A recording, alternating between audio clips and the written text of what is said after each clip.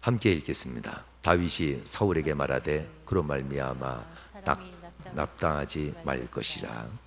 주의 종이 가서 저 블레셋 사람과 싸우리이다 하니 사울이 다윗에게 이르되 네가 가서 저 블레셋 사람과 싸울 수 없으리니 너는 소년이요 그는 어려서부터 용사임이니라. 다윗이 사울에게 말하되 주의 종이 사자나 곰이 와서 양떼에서 새끼를 물어가면 내가 따라가서 그것을 치고 그 입에서 새끼를 건져내었고 그것이 일어나 나를 해하고자 하면 내가 그 수염을 잡고 그것을 쳐 죽였나이다. 주의 종이 사자와 곰도 쳤은즉 살아계시는 하나님의 군대를 모욕한 이 할례받지 않은 블레셋 사람이리이까 그가 그 짐승의 하나와 같이 되리이다. 또 다윗이 이르되 여호와께서 나를 사자의 발톱과 곰의 발톱에서 건져내셨은즉 나를 이 블레셋 사람의 손에서도 건져내시리이다. 사울이 다윗에게 이르되 가라, 여호와께서 너와 함께 계시기를 원하노라. 이에 사울이 자기 군복을 다윗에게 입히고 노투구를 그의 머리에 씌우고 또 그에게 갑옷을 입히매 다윗이 칼을 군복 위에 차고는 익숙하지 못하므로 시험적으로 걸어보다가 사울에게 말하되 익숙하지 못하니 이것을 입고 가지 못하겠나이다 하고 곧 벗고 손에 막대기를 가지고 시내에서 매끄러운 돌 5을 골라서 자기 목자의 제구 곧 주머니에 넣고 손에 물매를 가지고 블레셋 사람에게로 나아가니라. 코로나19 하나님이 인류라고 하는 이 세상 사람들이 하나됨을 한 번쯤 보여줬으면 좋겠다라는 하나님의 마음인 것 같기도 합니다. 비가 많이 옵니다. 코로나로 인해서 많이 힘든데 하늘이 우는 건지 장마가 이번에는 사상 최고로 길어진다고 합니다. 제주도님이 최고의 길어진 장마 실감하고 있고요. 전국적으로 장마가 옛날처럼 다시 길어진 그 장마의 모습을 보입니다. 그래서 경제적 피해도 일어나고요, 인명적 피해도 일어나고 있습니다. 속히 안정되고 국민들이 피해 입은 이들이 속히 회복되기를 또한 기원합니다.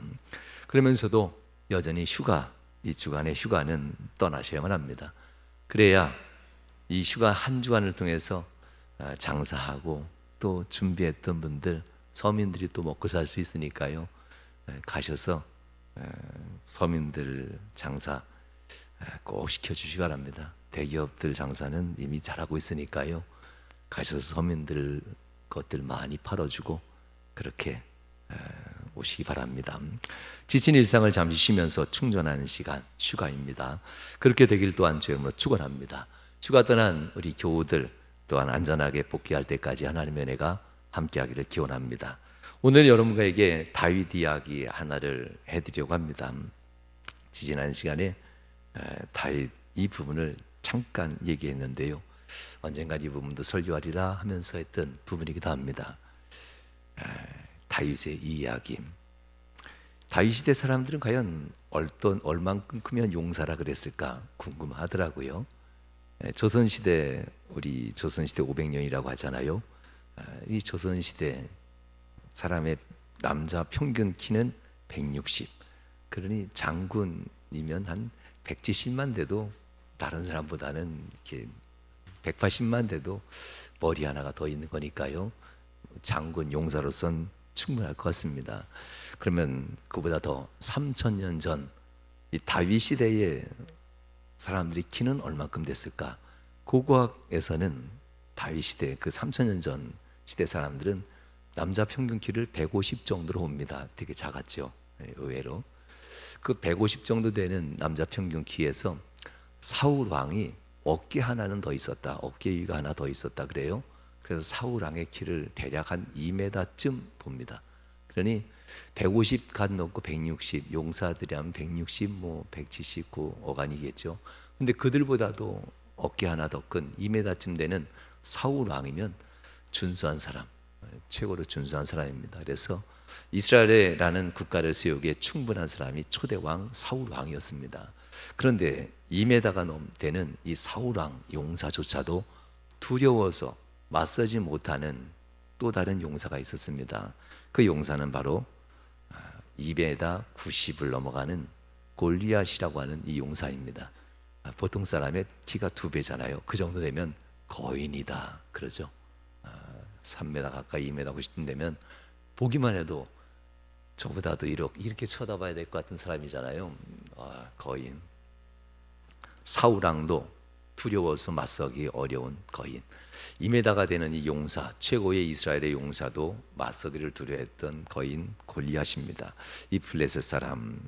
골리앗의 나라는 블레셋이고요.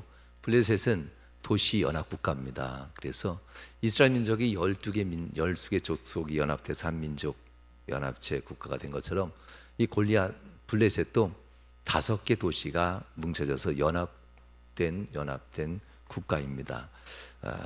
가사, 아스돗, 에그론, 아스글론, 가드. 순서는 별 의미 없습니다. 이 5개 도시가 연합돼서 한 국가가 됐는데 이들은 팔레스타인 해변가에 주로 삽니다. 가장 비옥한 땅에 있죠. 이들이 비옥한 땅을 차지한 이유는 있어요. 그들이 원체 체력이 좋고 싸움을 잘하는 용사들이에요. 그러니 그 좋은 땅은 내줄 수밖에 없잖아요. 다른 사람은 이 청동기, 여러분들 통파이프 그냥 서로 부딪혀도 찌그러지잖아요. 청동기 가지고 칼 만들었을 때에 이 블레셋 사람들은요, 강철, 철제를 다루어서 철제 가지고 칼 만들어 썼어요. 그러니 청동기로 동으로 칼을 만든 것하고 철로 칼을 만든 게 부딪히면 동으로 만든 칼들은 뚝뚝 잘려져 나갔겠죠. 그러니 블레셋 사람들과 맞서 싸울 수가 없었습니다. 칼이라고 하는 것 유일하게 이스라엘에는 딱 하나가 있었는데요. 사울 왕만 칼이 있었습니다. 그러니 어떻게 블레셋을 이길 수 있겠어요? 그래서 블레셋은 이미 오랜 전부터 이스라엘 백성들이 애굽의 노예가 됐던 시대부터 블레셋은 그 땅 팔레스틴 지역 가장 비옥한 땅에 살고 있었습니다. 그래서 그들이 원체 무서워서 가나안 땅 가는 길에 최고로 빠른 20일도 안 되는 길로 갈 수 있는 길이 팔레스틴, 이 해변길로 가면 제일 빨리 갑니다. 그런데 블레셋 사람들이 막고 있으니 못 갔던 길입니다. 이 블레셋 사람들, 그들 중에 더 강력한 용사 골리앗이라는 사람이 옵니다. 골리앗이 살고 있던 동네는 가드. 당시에는 5개 연합도시 국가 중에 가드가 제일 유력했던가 봅니다. 가드에 왕이 있었으니까요. 당시에 블레셋은 왕의 칭호가 아기스라는 단어를 썼습니다. 이게 왕을 의미하는 칭호입니다. 이름이 아니라. 아기스라고 하는 이 블레셋 왕이가 가드에 있었고, 이가 여기 있으니 또한 이를 호위하는 최고의 장수 골리앗이 그 곁에 있었다는 겁니다. 이제 블레셋 왕이 전쟁을 일으키고 그리고 이스라엘을 공격하는 겁니다. 이번 기회에 완벽하게 이스라엘을 복속시키겠다. 완벽하게 우리에게 조공을 바치고 우리에게 다시는 다른 행동하지 않게 하겠다는 마음으로 전쟁을 일으킨 거지요. 중남부 쪽, 중부부터 남부 쪽에 팔레스틴이 있으니 딱 유다, 다윗이 지파가 살고 있는 동네입니다. 이 지역에 전쟁을 이제 시작되는 겁니다. 이 지역, 다윗이 살고 있는 이 중남부 지역, 유다 지역에, 유다가 살고 있는 이 지역, 곧 베들레헴이라는 곳이 있는데요. 이곳에 이세라는 사람이 있었고요. 나이가 많이 들었습니다. 8 형제를 아들로 둔 분입니다. 첫째, 둘째, 셋째 이들은 나이가 장성하여서 군대를 갈 만큼, 징집될 수 있을 만큼 어른이 되었고요. 넷째부터 8째까지, 말째까지는 순서대로 아직 청소년들입니다. 청소년부터 소년까지. 그 중에 말째 8번째가 다윗이고요. 소년입니다. 아직 10대 어린 소년. 갓 아마 13살, 12살, 만 12살이 넘어서 성인이 되었을까? 성인식을 치는 갓 12살 넘은 어린아이에 불과한 그런 아이가 다윗이었습니다. 우리가 어린아이라고 보지만 당시에는 그를 어떻게 봤을까? 사무엘상 16장 18절에 보면 소년 다윗을 당시에 한 사람이 이렇게 증언합니다. 소년 중 한 사람이 대답하여 이르되 내가 베들레헴 사람 이새의 아들을 본즉 수금을 잘 탈 줄 알고 용기, 이 3가지입니다. 용기가 있고 무용, 이 싸움에 능한 자, 그래서 무용이 있고 구변, 그리고 지혜롭게도 말할 수 있는 자. 이제 갓 12살 넘어가는 소년인데요, 용기도 있고요, 싸움도 잘하고 말의 지혜도 있어요. 야, 이 정도면 준수한 사람이다 라고 하죠. 구변이 있는 준수한 사람이라. 그러나 그가 왜 그렇게 준수하였냐 하면 이렇게 나오지요. 여호와께서 그와 함께 계시더이다. 여호와께서 그 소년 다윗과 함께 있으니 장년 성인된 우리도 갖기 힘든 세 가지: 용기와 싸움 잘하는 무용과 말 잘하는 지혜와 명철을 그 소년이 가졌습니다. 그리고 더 나아가 그 소년이 타는 수금은 하나님을 찬미하는 수금으로서 그 소년의 수금 소리를 들으면 나도 모르게 영혼이 울려 하나님을 찬미하고 내 영혼이 치료받는 이런 역사가 일어납니다. 거꾸로 얘기하면 그 소년은 영적인 사람입니다. 기도가 깊고 하나님과 가까운 사람입니다. 이렇게 지금 다윗을 칭찬이 아니라 다윗에 대해서 증언을 하는 내용입니다. 수금을 타며 찬양하던 자, 하나님과 정말 영적으로 가까웠던 다윗, 그리고 하나님 앞에서 하나님이 그와 함께함으로 인하여서 항상 용감했던 다윗, 그리고 용감뿐만 아니라 싸움에도 능하여서 싸움에 승리하는 무용담이 있는 사람, 그리고 그의 말은 하나님의 지혜와 명철로 인해서 모든 사람의 마음을 감복시킬 수 있고 이끌어줄 수 있는 사람, 다윗입니다. 그 이유, 하나님, 여호와 하나님이 그와 함께 계시기 때문이다. 이것은 그가 어리다고 해서 무시할 수 없는 증언이지요. 어떻게 그는 이 어린 나이에, 소년 나이에 이 정도 위치까지 갈 수 있었을까? 그것은 그가 어린 시절부터 그가 분명히 행동했다는 것을 알게 됩니다. 하나님만 믿고 하나님만 의지한다라는 것, 이건 우리도 원하는 거잖아요. 하나님만 의지한다, 두려움을 극복하고 하나님을 의지한다, 오직 하나님께만 내 믿음을 둔다 라는 단어를 쓰죠. 세상에 내 마음을 하나하나 두다가 하나님은 좀 더 많이 두는 것이 아니라 오직 한 분 하나님께만 내 믿음을 거기에만 둡니다. 다른 데 걸치고 여기도 걸치고 저기도 걸치고 저기도 걸치면서 안전 보험 적금 들듯이 사는 그리스도인들 되면 안 돼요. 다윗은 오직 하나님께만 내 신뢰를 둡니다 라고 하면서 어린 시절부터 살았다는 것을 볼 수가 있습니다. 이와 같은 다윗이 결국 하나님 앞에서 맞서는 순간이 한번 있었겠지요. 다윗이 제일 처음 맞섰고 용기를 내고 뛰어나갈 수 있었던 순간이 있는데요, 공교롭게도 사자입니다. 곰입니다.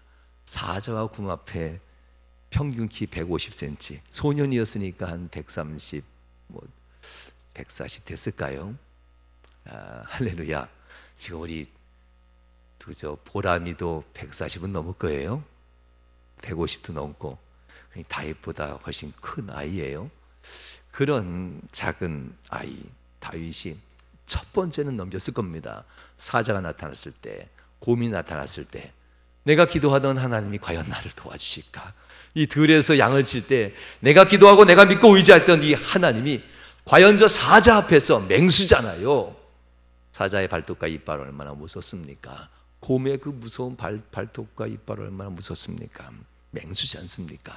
이 어린 소년 다윗이 한 번은 극복해야만 합니다. 그러나 한 번 극복하기 어렵지, 어릴수록 한 번 극복하면 그 믿음은 탁월합니다. 나이 들어서 한 번 극복하면 이렇게 얘기하죠. 그땐 운이 좋았어. 참, 믿음 드리면 어디가 덧나나요? 하나님 앞에. 나이 들어서 하나님 만나서 하나님 믿고 나면요, 청년 때든 어른 돼서 믿고 나면 그때는 상황이 그랬을 것 같아 라고 이렇게 하나님 앞에 믿음을 내어드리지 않고 다른 것에 마음을 주는 경우가 종종 있습니다. 그러나 어린 소년 다윗은 좀 달랐습니다.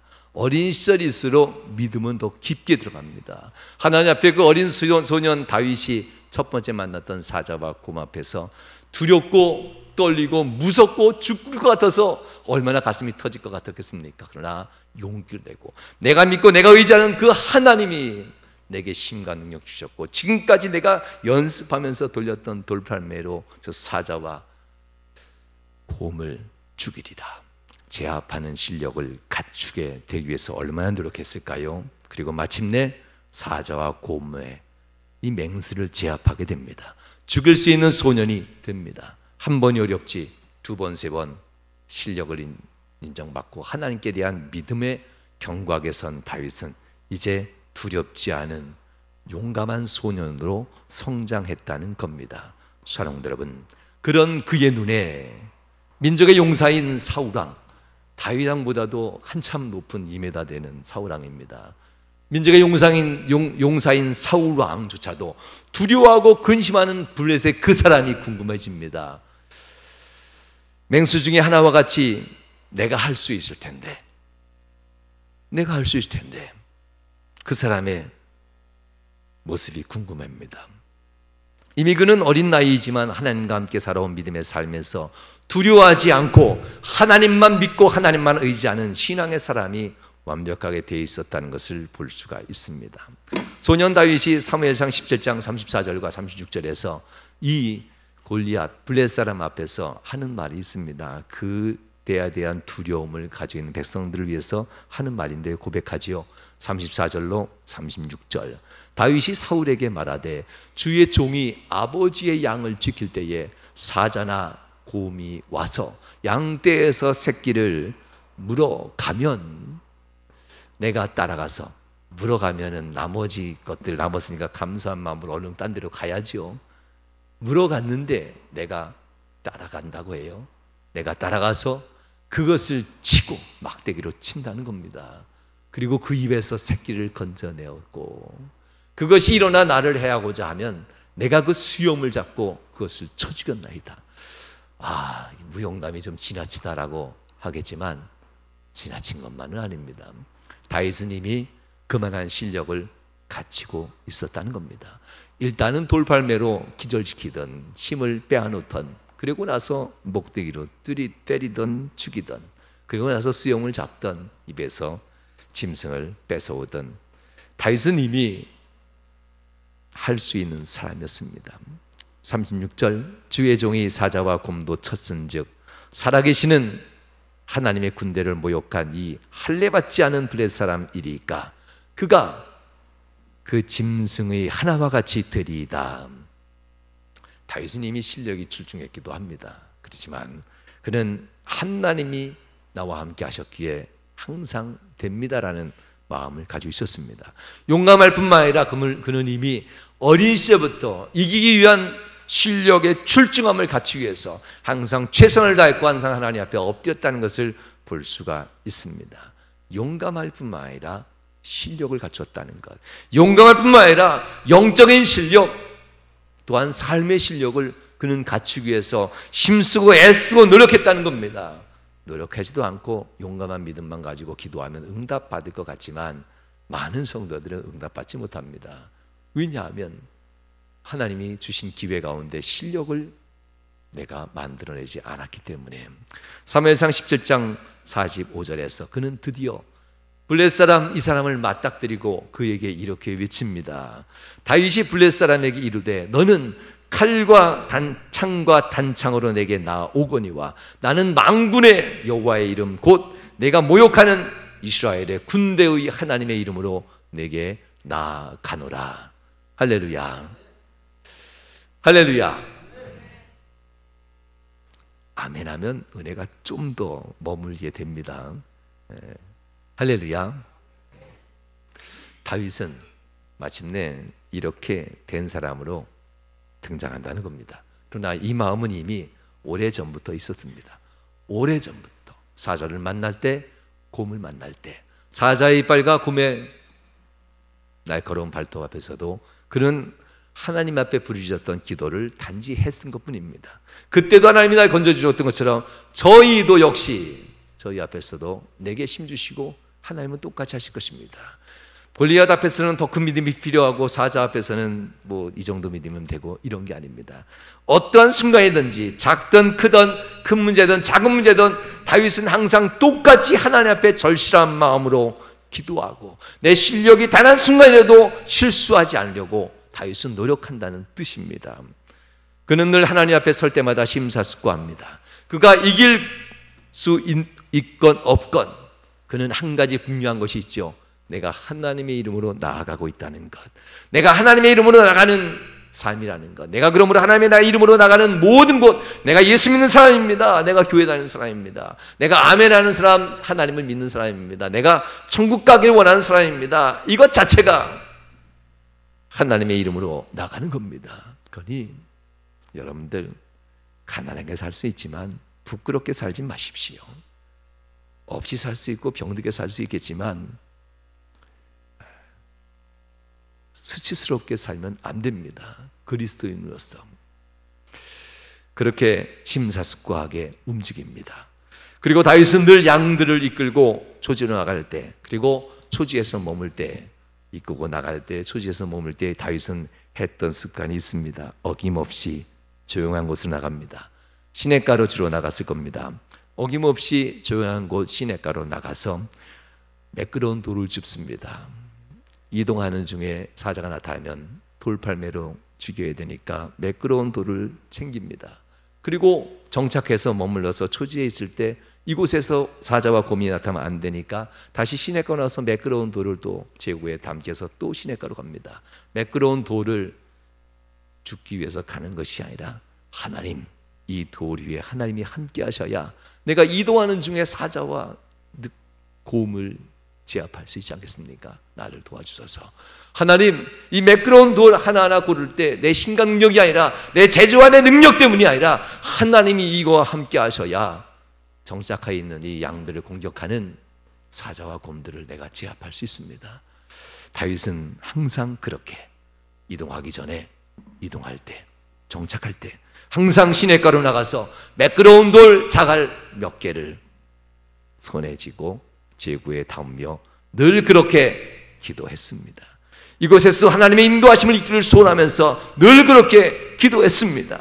매끄러운 돌 하나하나 고를 때마다 허리를 숙여 무릎을 굽혀 매끄러운 돌 하나 고를 때마다 하나님 도와주셔야만 합니다. 이것을 통해서 내가 양들을 지켜가는데 내 실력과 내 능력 가지고 되는 것처럼 보이지만 과연 하나님이 나와 함께 하셨으니 사자를 제압했고 곰을 제압하지 않았습니까?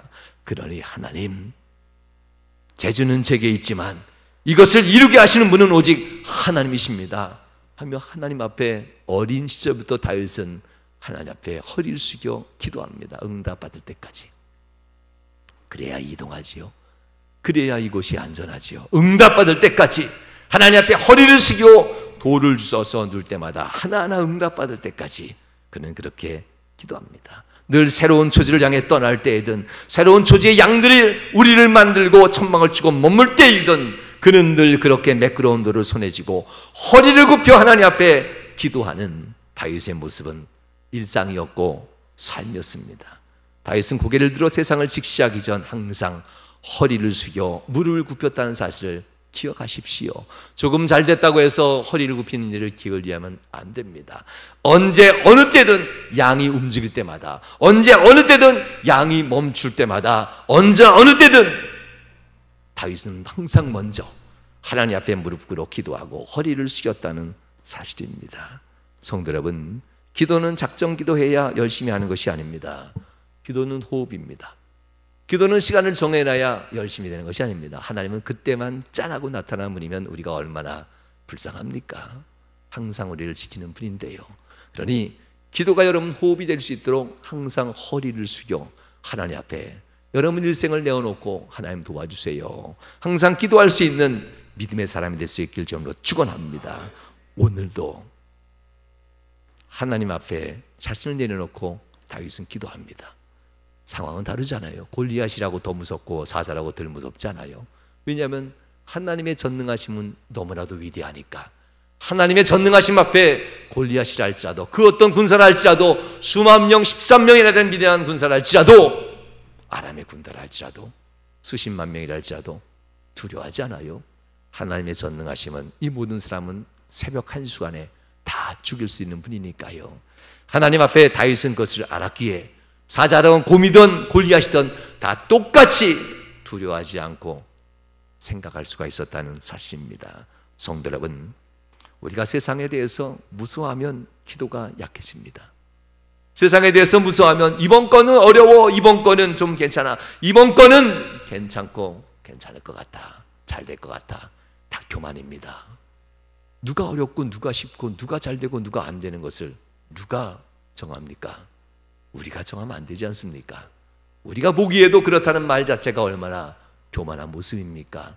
하나님이 결국 해결하셔야 된다는 이 신앙의 자세. 다윗은 이제 모든 것을 준비하시고 섭리하시는 하나님을 바라보면서 이 골리앗까지도 하나님이 이미 준비하셨다는 믿음을 가지고 나아갑니다. 그리고 기도합니다. 사울왕과 인사한 뒤에 내가 나가리라. 인사한 뒤에 사울왕이 주는 갑옷과 칼이 몸에 맞지 않아 익숙하지 않아서 이것은 곧 하나님이 내게 준 것이 아니니 그 쥐약 같은 것을 거절한다는 거지요. 하나님이 내게 준 것이 아니니 세상 사람의 유혹을 거절했다는 겁니다. 그리고 그는 하나님이 내게 늘 주셨던 것, 막대기, 그리고 돌팔매를 하는 제구와 돌팔매를 위한 용기를 가지고 나아갑니다. 성도 여러분, 무슨 마음이었을까요? 믿음은 있지만 용감하지만 싸워서 이겨본 경험이 있지만 매 순간마다 다윗은 목숨 걸고 가야만 합니다. 다윗은 돌 하나 들 때마다 하나님 앞에 기도합니다. 골리앗이라고 다윗은 말하지 않죠. 블레셋 사람, 블레셋 사람, 블레셋 사람. 골리앗이라고 성경은 표현할 때 단 2번만 나오고 그 다음부터는 블레셋 사람이라고 계속 얘기합니다.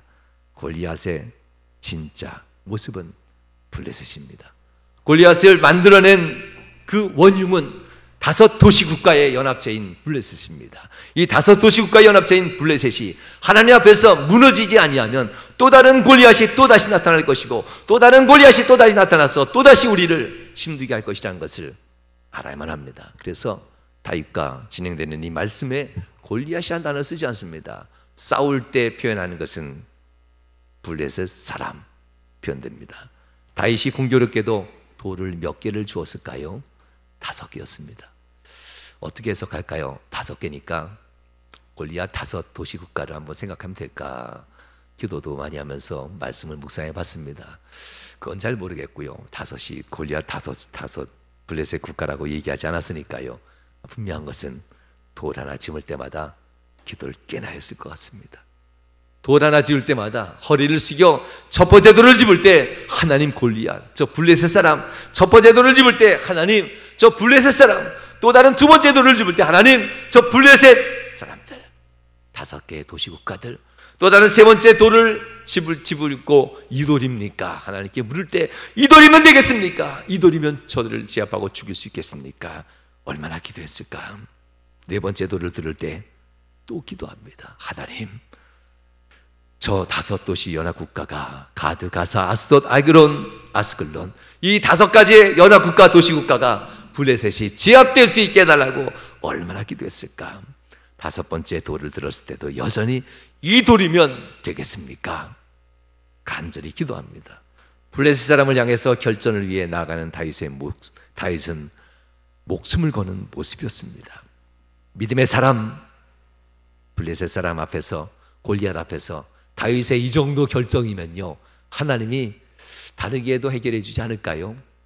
다르게 해결한 거 많잖아요. 우박이 내려서 그 수많은 사람이 다 한 번에 죽게 만들기도 한다든지, 그리고 또 하나님이 밤새 무섭게 천둥번개로 그들을 혼란케 하고 그들의 눈을 멀어서 서로를 쳐서 죽이게 한다든지, 수만 명이 이렇게 죽잖아요. 하나님은 오다가 골리앗이 넘어져서 돌에 꽉 부딪혀서 죽게 할 수도 있어요. 충분히 가능하셔요.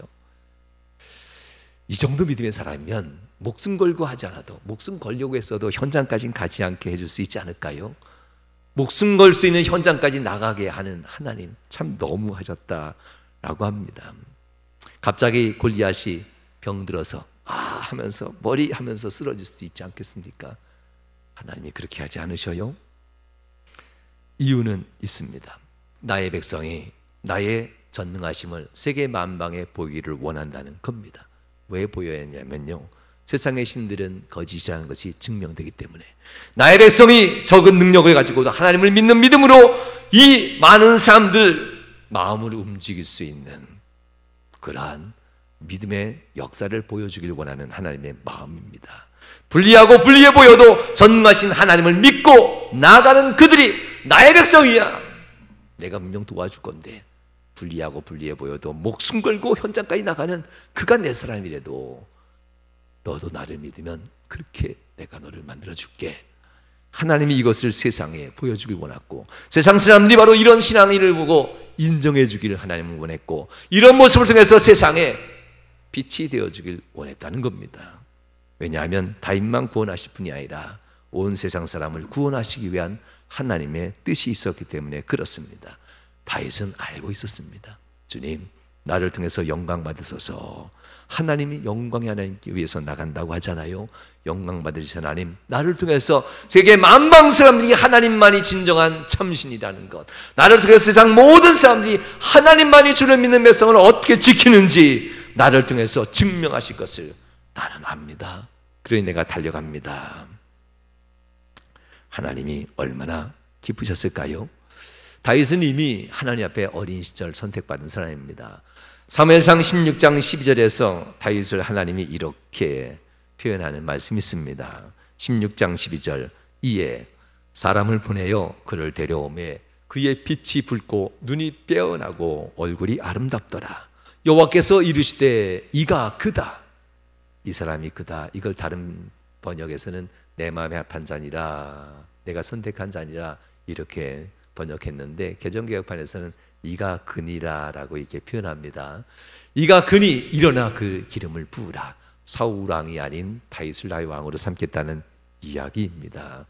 하나님이 선택한 사람, 하나님이 내 마음에 합한 사람, 내가 선택한 사람, 바로 다윗이다. 이미 어린 시절 다윗을 왕을 세우려고 기름 부을 때 하나님이 주신 말씀이었습니다. 다윗은 이 모습을 가지고 성장해 가고 있었다는 겁니다. 하나님이 보기를 원하시는 믿음, 정지된 순간이 아닙니다. 여기 정지된 순간이죠. 여기 나와서 잘 차려입고 이렇게 예배하면 믿음이 있다라고 누가 인정해 줍니까? 세상 사람은 인정해 줄지 몰라요. 하나님은 인정 안 하셔요. 믿음은 정지된 순간이 아닙니다. 믿음은 예배할 때 정지된 이 순간에 믿음이 있다라고 인정해 주지 않습니다. 여러분들이 앉아있는 그곳에서 묵상하고 있는 그 순간 믿음이 있다라고 인정해 주지 않습니다. 믿음은 행동을 위해서 주어진 것이지 앉아있고 멈추기 위해서 주어진 것이 아닙니다. 자기가 하나님을 잊을 만큼 즐겁고 누리고 싶은 그 순간, 정지된 순간, 아, 하나님이 이러면 안 되지 하면서 생각하면 믿음이라고 생각하는데요, 정지된 순간을 위해서 믿음이 존재하지 않습니다. 믿음은 어떤 상황, 어떤 환경, 어떤 일 속에서도 하나님과의 신자와 관계가 중단되지 아니하고 하나님과의 신자 성도와의 관계에 어떤 장애물도 없이 어떤 순간에서도 하나님과 교통하는 이런 사람, 믿음은 연속성에 있습니다. 그래서 그가 관계에 중단 없고 관계에 장애 없이 하나님의 의도대로 행동하고 하나님의 뜻대로 행동하고 하나님의 원하신 대로 실제적 삶을 만들어가는 이 삶의 모습이 믿음입니다. 다윗은 바로 이러한 삶을 살고 있었다는 겁니다. 자신 실력으로, 곧 재력이나 권력이나 인맥의 능력으로 매끄러운 돌 5개 자갈을 가지고 있으면 내가 다 이길 수 있어. 다윗은 이런 마음 갖지 않았어요. 하나님 앞에 쓰임받기 위해서 다윗은 자신이 가지고 있었던 이 능력들을 가지고 나갑니다. 도시, 국가 5개일 수도 있고 내가 의지했던 5개일 수도 있습니다. 재력, 권력, 인맥, 지혜, 학력, 또 뭐가 있을까요? 이 쓸모없는 것들, 내 손에는 있어 보이고 그럴 때 보이지만 하나님 앞에 이것이 할례받지 아니하면 나를 죽이는 것에 불과하다는 것을 들고 나갔던 것 같습니다. 하나님 앞에 허리를 숙이고 무릎을 꿇고 다윗은 기도합니다. 이것이 나를 살릴 것인지 이것이 나를 죽일 것인지, 이 매끄러운 돌 5개가 나를 살릴 것이고 민족을 살릴 것인지 아니면 나를 죽일 것인지 하나님 응답하옵소서. 하나님 앞에 엎드립니다. 버릴 돌과 취하여 자기 제후에 담을 돌들을 하나님 선택해 주옵소서. 나는 이것을 가지고 가고 싶은데, 나는 이렇게 사업을 하고 싶고, 나는 이렇게 기업을 운영하고 싶고, 나는 이렇게 직장생활을 하고 싶고, 나는 이렇게 인간관계 갖고 싶고 가정을 이끌고 싶은데 과연 이것이 내가 취할 것인지 버려야 될 것인지 나는 알 수 없사오나 하나님 제발 내게 가르쳐 주옵소서. 하나님 내가 선택할 수 있도록 응답하옵소서. 하나님이 그 5개의 돌을 지정해주고 선택해줄 때까지 다윗은 허리를 펴지 않습니다. 돌 5을 고르는 동안 허리를 숙이십시오. 여러분, 담임 목사로서 정말 부탁드립니다. 돈 있으면 능력 있다라고 착각하지 마십시오. 돈을 모으려고 하는 것, 힘을 얻으려고 하는 것, 안전하게 살려고 돈을 모으면 여러분들은 돈을 의지하는 자입니다. 그 돌은 여러분들을 죽일 수도 있습니다. 하나님 앞에 할례받지 않은 그 돌, 그 재력, 여러분들을 죽일 수 있고 가정을 죽일 수 있습니다. 권력 좀 있으면 하나님 앞에서 우리가 잘못 행동할 수 있습니다. 부탁드립니다. 재력이나 권력 그 자체는 여러분들을 살리거나 어떻게 할 수는 없습니다. 재력이나 권리나 지역이나 인맥이나 명예나 그 어떤 것들이 할지라도, 여러분에게 진정 실력이 있다 할지라도, 다윗과처럼 실력이 있다 할지라도 하나님 앞에 내려놓고 나를 살릴 것인지 나를 죽일 것인지, 이 능력이, 이 돌들이 나를 살릴 것인지 나를 죽일 것인지, 내 기업을 살릴 기회인지 아닌지, 내 사업을 이끌 것인지 아닐 것인지 머릿속으로만 자꾸 생각하지 마시고 하나님께 나와서 가정을 위해서, 사업을 위해서 하나님께 나와서 기도하셔서 하나님 앞에 허리를 숙이시고 이것이야 라고 응답받을 때까지, 하나님 앞에 허리를 숙이시고 이것이야 라고 얘기할 때까지 하나님 앞에 허리를 제발 들지 마십시오.